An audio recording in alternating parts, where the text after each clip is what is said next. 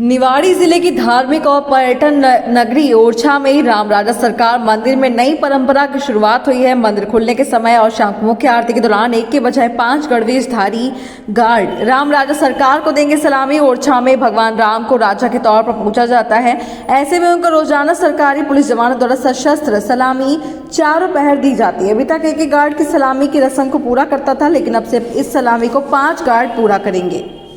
दरअसल अभी तक सुबह, दोपहर, शाम और रात को केवल एक गणवेशधारी गार्ड ही रामराजा सरकार को सलामी देते आए हैं, लेकिन सोमवार से मंदिर प्रबंधन ने सलामी के स्वरूप को विशेष अफसरों की तरफ राहत किया है। तहसीलदार ओरछा सुमित गुर्जर ने बताया कि रामराजा सरकार मंदिर में 5 गणवेशधारी गार्ड रामराजा सरकार को चारों वक्त सलामी देंगे।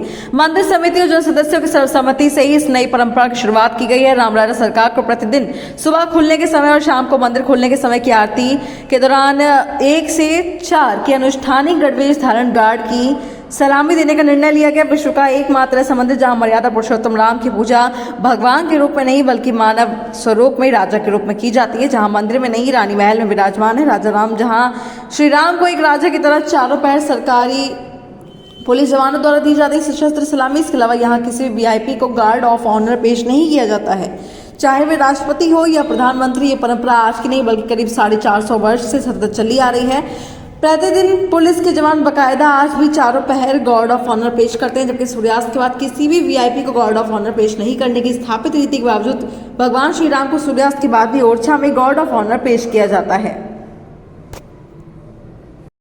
रामराजा सरकार ओरछा में वर्तमान में एक गार्ड के द्वारा गार्ड ऑफ ऑनर दिया जाता रहा है, जब जितने समय भी आरती होती रही है।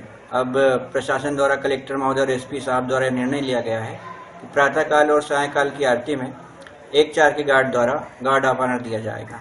क्योंकि गार्ड ऑफ ऑनर दिए जाने की परंपरा यहाँ पे प्राचीन काल से रही है। प्रारंभ में राजशाही शासन में तलवारों के द्वारा, फिर तोप के द्वारा सलामी दिए जाने का प्रावधान था।